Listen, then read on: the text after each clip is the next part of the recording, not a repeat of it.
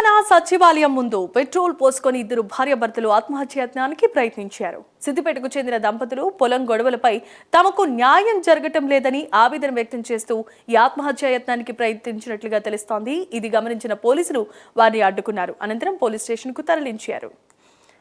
ఇదే అంశానికి సంబంధించి మరిన్ని అప్డేట్స్ ను మా కరెస్పాండెంట్ అజీం అందిస్తారు. అజీం, చెప్పండి, అసలు ఆత్మహత్యాయత్నానికి పాల్పడిన దంపతులు ఎందుకని సచివాలయం ముందు ఈ ప్రయత్నం చేశారు? అసలు దీనికి గల కారణం ఏంటి?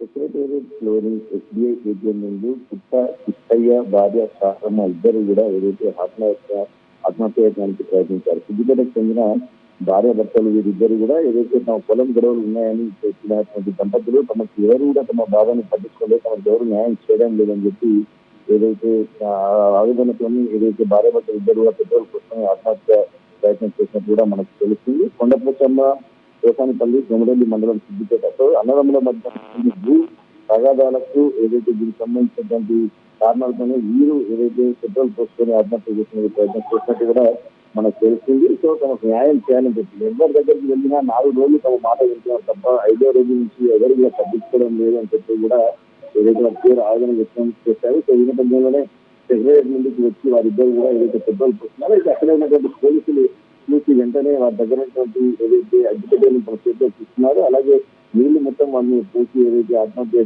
ప్రయత్నాన్ని అయితే అడ్డుకున్నారు. అడ్డుకొని ఏదైతే పోలీసులు సైఫాబాద్ పిహెచ్సి వారిని పంపించడం జరిగింది. సో అన్నదమ్ముల మధ్య ఉన్నటువంటి ఏదైతే ఆ భూ వివాదం ఏదైతుందో ఆ వివాదం సంబంధించి తమ సమస్య పరిష్కరించడం లేదు, తమ సమస్య పరిష్కారం కావడం లేదు, తమకు ఎవరు న్యాయం చేయడం లేదు, ఎవరి దగ్గరికి వెళ్ళినా 3-4 రోజులు మాట్లాడుతున్నారు తప్ప తర్వాత ఎవరు తమ ఆవేదనలు బాధలు పట్టించుకోవడం లేదని చెప్పి ఏదైతే వారి ఆవేదన అయితే వ్యక్తం చేస్తుంది. సో సిద్దిపేట జిల్లాకు సంబంధించినటువంటి భార్య భర్తలు అయితే గుర్తించారు. సో దీనికి సంబంధించిన అంశాలన్నీ కూడా పోలీసులు మరికాసేపట్లో పూర్తి స్థాయిలో వివరాలు అందించిన ప్రయత్నం చేశారు. సో అసలు నిజంగా అక్కడ ఏం జరిగింది, వారు ఎందుకు చేస్తున్నారు, సో వారికి అసలు న్యాయం న్యాయం జరిపించాలంటే అసలు అక్కడ సమస్య ఏంటి అనే వివరాలు కోణాలు కూడా పోలీసులు ఆరాధిస్తున్నారు. చూసి వారికి న్యాయం చేసేటువంటి ప్రయత్నం చేస్తారు. అయితే ప్రస్తుతానికి వారిద్దరు ఆత్మహత్య ప్రయత్నం చేసినప్పటికీ వారు సురక్షితంగానే ఉన్నారు. వారి అక్కడ పోలీసులు అయితే వెంటనే వారి చేతికి ఉన్నటువంటి ఏదైతే అడ్డుకట్ట తీసుకొని వారికి నీళ్లు పోతే సురక్షితంగా చేశారు. అయితే సైఫాబాద్ కేసు అయితే ప్రస్తుతం సాధించడం జరిగింది.